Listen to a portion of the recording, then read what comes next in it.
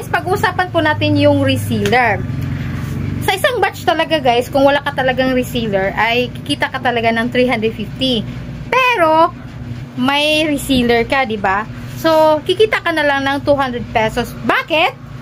Dahil, alam nga naman guys, kung ibigay mo talaga sa resealer mo yung price na pagbenta mo dito sa tindahan, syempre, ima-markdown mo talaga yan para, kumbaga, may katuwang ka, may tumulong o may katuwang ka sa pagbenta sa produkto mo, di ba? So, paano siya sisipagin kung ang kikitain lang naman niya ay konti lang, di ba?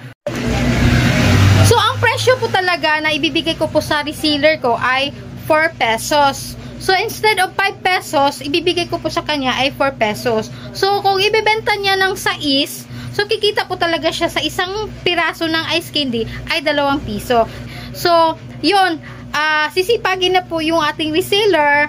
Tapos, mas maigi po talaga, marami po tayong reseller kasi hindi lang po talaga 200 pesos sa isang batch ang kikitain po natin kung marami po tayong reseller. O, diba?